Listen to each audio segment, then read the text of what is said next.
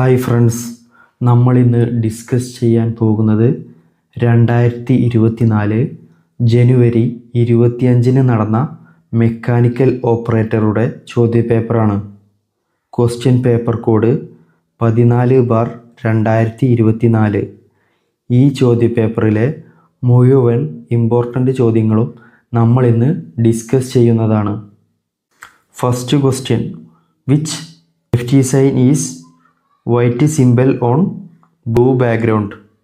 ഏത് സുരക്ഷാ ചിഹ്നമാണ് നീല പശ്ചാത്തലത്തിൽ വെള്ള ചിഹ്നം ഉപയോഗിക്കുന്നത് എന്നാണ് ചോദ്യം. Option A mandatory sign, option B prohibition sign, option C warning sign, option D information sign. ഇതിൻ്റെ ആൻസർ എന്ന് പറയുന്നത് ഓപ്ഷൻ എ മാൻഡേറ്ററി സൈൻ ആണ്. മാൻഡേറ്ററി സൈനുകളിലാണ് നീല പശ്ചാത്തലത്തിൽ വെള്ള ചിഹ്നം ഉപയോഗിക്കുന്നത്. ഇതുമായി ബന്ധപ്പെട്ട അനുബന്ധ വസ്തുതകൾ നമുക്ക് നോക്കാം. എന്താണ് മാൻഡേറ്ററി സൈൻ എന്ന് വെച്ചാൽ? മാൻഡേറ്ററി സൈൻ എന്ന് വെച്ചാൽ നിർബന്ധമായും പാലിക്കേണ്ട സുരക്ഷാ നിർദ്ദേശങ്ങൾ അടങ്ങിയ അല്ലെങ്കിൽ സുരക്ഷാ നടപടികൾ അടങ്ങിയ ചിഹ്നങ്ങളെ സൂചിപ്പിക്കുന്നു. വെള്ള നിറത്തിലുള്ള ചിഹ്നങ്ങൾ നീല ബാക്ക്ഗ്രൗണ്ടുള്ള സർക്കിളിലായിരിക്കും മാൻഡേറ്ററി സൈനുകളിൽ കാണപ്പെടുന്നത്. പ്രൊഹിബിഷൻ സൈനുകൾ കാണപ്പെടുന്നത് കറുപ്പോ വെള്ളയോ ചുവപ്പോ നിറത്തിലുള്ള സർക്കിളുകളിലായിരിക്കും. വാർണിംഗ് സൈനുകൾ കാണുന്നത് കറുപ്പോ മഞ്ഞയോ നിറത്തിലുള്ള ട്രയാങ്കിൾ ഷേപ്പിലായിരിക്കും. ഇൻഫർമേഷൻ സൈനുകൾ കാണപ്പെടുന്നത് വെള്ളയോ പച്ചയോ നിറത്തിലുള്ള സ്ക്വയർ അല്ലെങ്കിൽ റെക്റ്റാങ്കിൾ ആകൃതിയിലുള്ള സൈൻ ബോർഡുകളിലായിരിക്കും. Second question, toxic hazard is a. വിഷം മൂലമുള്ള അപകടം ഏത് രീതിയിലുള്ള അപകടമാണ് എന്നുള്ളതാണ് ചോദ്യം. ഓപ്ഷൻ എ ഫിസിക്കൽ ഹസാർഡ്, ഭൗതികമായ അപകടം. ഓപ്ഷൻ ബി കെമിക്കൽ ഹസാർഡ്, രാസപരമായ അപകടം. ഓപ്ഷൻ സി ബയോളജിക്കൽ ഹസാർഡ്, ജൈവപരമായ അപകടം. Option D ergonomic Hazard. ഇതിൻ്റെ ആൻസർ എന്ന് പറയുന്നത് ഓപ്ഷൻ ബി ആണ്, കെമിക്കൽ ഹസാർഡ്. വസ്തുക്കൾ പ്രധാനമായും രാസവസ്തുക്കൾ ആയതിനാൽ ടോക്സിക് ഹസാർഡ് കെമിക്കൽ ഹസാർഡായിട്ട് കണക്കാക്കുന്നു. ബന്ധപ്പെട്ട അനുബന്ധ വസ്തുതകൾ നമുക്ക് നോക്കാം. ഊർജം, ശബ്ദം, താപനില തുടങ്ങിയവ മൂലമുള്ള അപകടമാണ് ഫിസിക്കൽ ഹസാർഡ് എന്നറിയപ്പെടുന്നത്. ബാക്ടീരിയ, വൈറസ്, ഫംഗസ് തുടങ്ങിയ സൂക്ഷ്മാണുക്കൾ മൂലമുള്ള അപകടമാണ് ബയോളജിക്കൽ ഹസാർഡ് എന്നറിയപ്പെടുന്നത്. ജോലിയുടെ രീതി, ശരീരചലനങ്ങൾ, ജോലി ചെയ്യുന്ന സ്ഥലത്തെ പ്രത്യേകത തുടങ്ങിയവ മൂലമുണ്ടാവുന്ന അപകടമാണ് എർഗണോമിക് ഹസാർഡ് എന്നറിയപ്പെടുന്നത്. Third question, PPE stands for. PPE എന്നുള്ളതിൻ്റെ പൂർണ്ണരൂപമാണ് ചോദിച്ചിട്ടുള്ളത്. Option A person, place and environment. Option B person, production and environment. Option C personal protective equipment.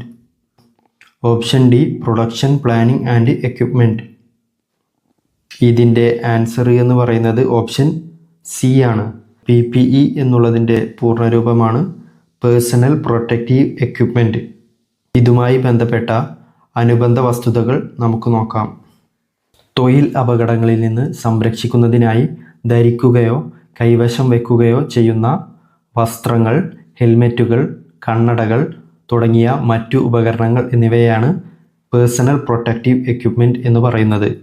കോവിഡിൻ്റെ സമയത്ത് PPE കിറ്റ് രോഗികളെ പരിചരിക്കുമ്പോൾ ഉപയോഗിച്ചിരുന്നു. Fourth question, pig iron is produced in.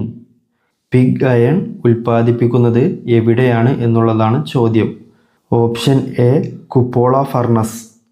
Option B puddling furnace.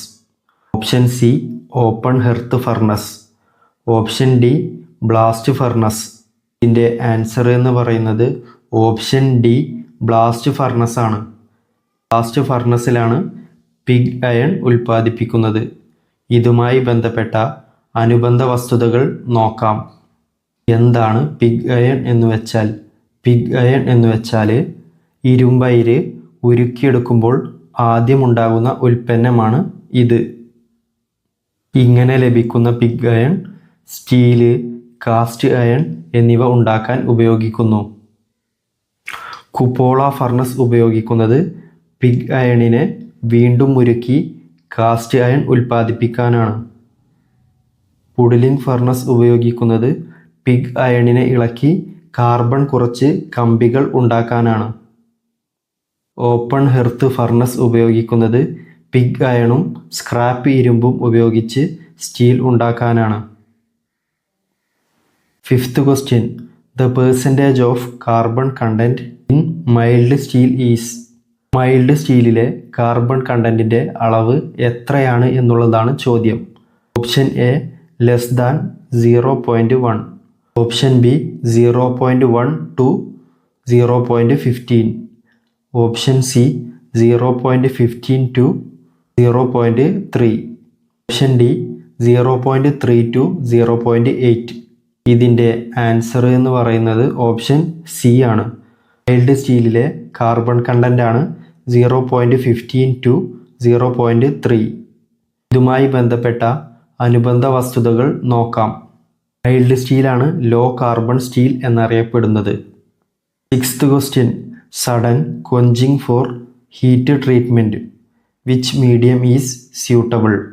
Heat ട്രീറ്റ്മെൻറ്റിനായുള്ള പെട്ടെന്നുള്ള കൊഞ്ചിങ്ങിന് ഏറ്റവും അനുയോജ്യമായ മാധ്യമം ഏത് എന്നുള്ളതാണ് ചോദ്യം. Option A caustic soda in water, option B oil, option C blast of air, option D sand. ഇതിൻ്റെ ആൻസർ എന്ന് പറയുന്നത് ഓപ്ഷൻ എ ആണ്, caustic soda in water. Heat ട്രീറ്റ്മെൻറ്റിനായുള്ള പെട്ടെന്നുള്ള കൊഞ്ചിങ്ങിന് ഏറ്റവും അനുയോജ്യമായ മാധ്യമമാണ് കാസ്റ്റിക് സോഡ ഇൻ വാട്ടർ. ഇതുമായി ബന്ധപ്പെട്ട അനുബന്ധ വസ്തുതകൾ നോക്കാം.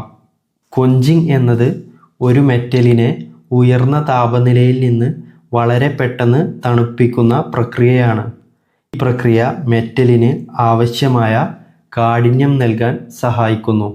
പെട്ടെന്നുള്ള കൊഞ്ചിങ്ങിന് ഏറ്റവും വേഗത്തിൽ താപം പുറത്തെടുക്കാൻ കഴിയുന്ന മാധ്യമമാണ് ആവശ്യം. ആയതിനാൽ കാസ്റ്റിക് സോഡ വാട്ടർ ആണ് ഇതിൽ ഏറ്റവും അനുയോജ്യം.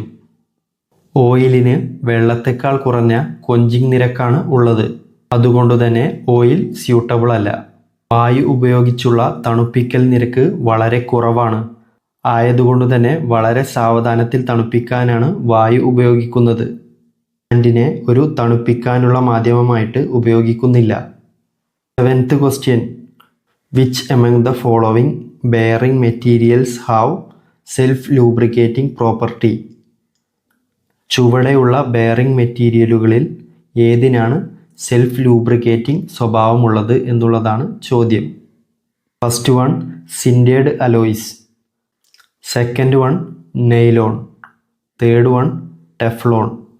Option A only 1 and 2, option B only 2 and 3, option C all of the above, option D only 1 and 3.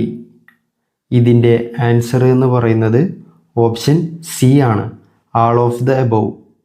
ഇവിടെ തന്നിട്ടുള്ള 3 ബെയറിംഗ് മെറ്റീരിയലുകൾക്കും സെൽഫ് ലൂബ്രിക്കേറ്റിംഗ് സ്വഭാവമുണ്ട്.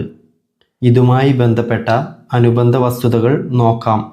സിൻഡേഡ് അലോയ് എന്ന് വെച്ചാൽ പൊടി രൂപത്തിലുള്ള ലോഹങ്ങൾ ചൂടാക്കുന്ന സുഷിരങ്ങളുള്ള മെറ്റീരിയലുകളാണ്. ഈ സുഷിരങ്ങളിൽ ഓയിൽ നിറക്കുന്നത് വഴി ഇവക്ക് സ്വയം ലൂബ്രിക്കേറ്റിംഗ് സ്വഭാവം ലഭിക്കുന്നു. നെയ്ലോൺ എന്നത് ഒരു പോളിമർ മെറ്റീരിയലാണ്. ഇതിന് സ്വാഭാവികമായി കുറഞ്ഞ ഫ്രിക്ഷൻ ഉണ്ട്. അതുകൊണ്ട് തന്നെ നെയ്ലോണിന് സെൽഫ് ലൂബ്രിക്കേറ്റിംഗ് സ്വഭാവമുണ്ട്. ടെഫ്ലോണിൻ്റെ രാസനാമമാണ് പോളി ടെട്രാ ഫ്ലൂറോ എഥിലിൻ എന്നുള്ളത്. ഇതിൻ്റെ ഷോർട്ട് ഫോമാണ് PTFE എന്നുള്ളത്. ടെഫ്ലോൺ എന്നത് ലോകത്തിലെ ഏറ്റവും കുറഞ്ഞ ഘർഷണമുള്ള ഖരവസ്തുക്കളിൽ ഒന്നാണ്.